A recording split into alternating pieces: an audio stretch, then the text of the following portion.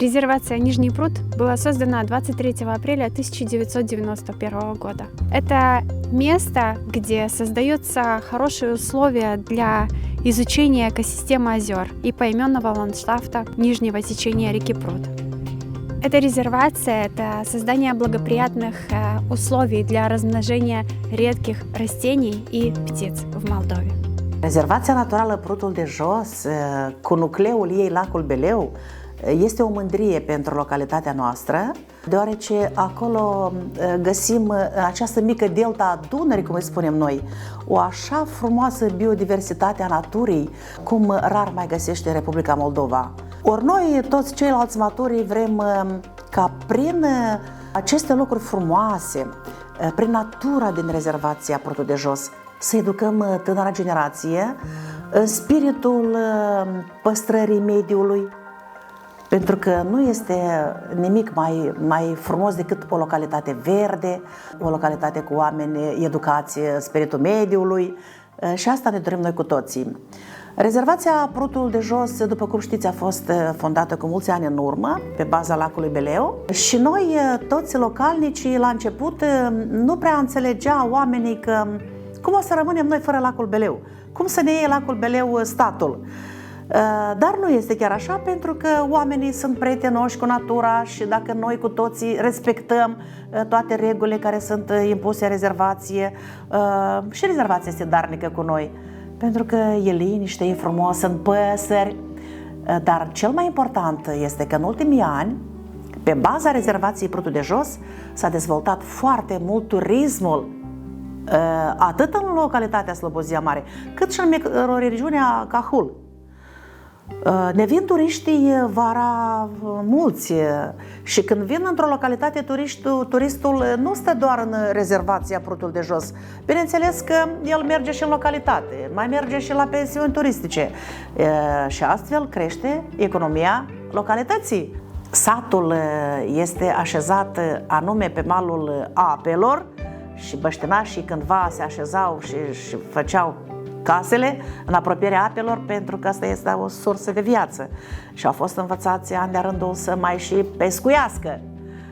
Mai este încă problema asta, dar organele statului își fac treaba, chiar însă și administrația rezervației contribuie ca cât mai puțin în ultimii ani să se pescuiască în Lacul Beleu. Colaborarea noastră cu administrația rezervației Prudul de Jos în ultimii ani este foarte bună. Noi îi sprijinim, îi ajutăm.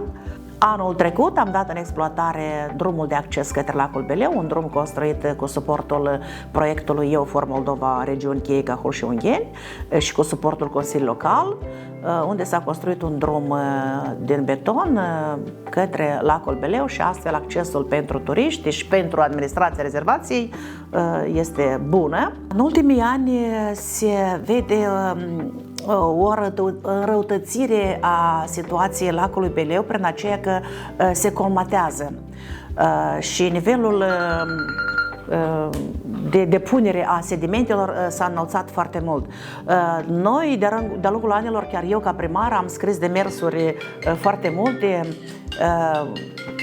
în adresa guvernului și celorlalte guverne care s-au perindat în Republica Moldova pentru a ne găsi o soluție de a salva Lacul Beleu, pentru că au fost ani când el a secat definitiv.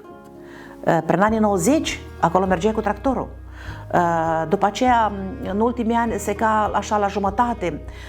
Și noi am scris cu societatea civilă din localitate, am scris demersuri la care nu prea ni s-a răspuns, doar anul trecut, Anțerț, cu guvernul Gavriliță, a venit în localitate, am prezentat care este situația Lacului Beleu, ni s-a promis că vor face un studiu, vor vedea care sunt căile de a rezolva situația Lacului Beleu, unde anul trecut Ministerul Mediului împreună cu Apele Moldovei au venit în teren, au examinat situația și ne-au prezentat un proiect, un prim proiect inițial de a curăți cele două gârle de intrare a Lacului Beleu. Este vorba de Gârla Manolescu și de Gârla Popovca. Lacul Beleu are 4 gârle, 2 gârle de intrare a apei și 2 gârle de ieșire a apei, astfel formându-se circuitul natural al apei, pentru că atunci când apa iese din gârlă, ea, bineînțeles că ia și anumite sedimente și le duce. Uite, gârlele astea sunt astupate și bătrânii satului, pescarii ăia mai bătrâni, pentru că noi am avut aici și o chirhana de pește, și ei ne povestesc că înainte aceste gârle erau destupate și circula apa așa ușor, se ducea, venea. Și atunci Ministerul Mediului a venit cu un proiect inițial de a curăți la început, inițial, după posibilități, cele 2 gârle de intrare a apei în Beleu. Și după care vor reveni și cu celelalte 2 de ieșire. Este vorba de gârla Rotaru și gârla Nevodului, cele de ieșire a apei. Vedem, așteptăm, pentru că ne-au promis, ne-au ratat proiectul, l-am coordonat. Urmează să vină să se apuce de curățirea celor 2 gârle ca să salvăm lacul Beleu, pentru că cu adevărat asta este unica rezervație bazată pe ape în Republica Moldova și noi avem datoria, fiecare acolo unde lucrează, să facă atât cât poate pentru a salva acest ecosistem unic de la noi din țară. Ce special avem aici noi în zona noastră naturală?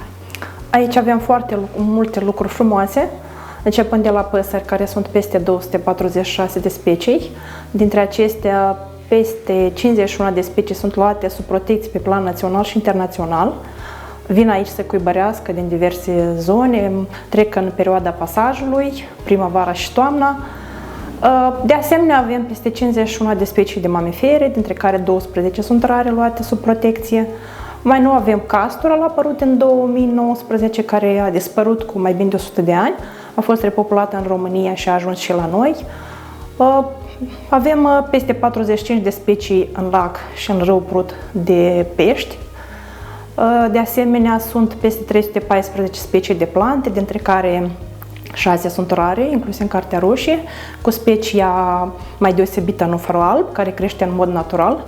E frumos să vezi stolurile alea multe de pelicani când vin în zbor, lepedele alea grațioase pe malul lacului Beleu și vis-a-vis lacul Robu, care este a localității noastre, și admirând asemenea frumusețe, nu poți să fii un om rău, pentru că natura prin însă și ea te face mai bun.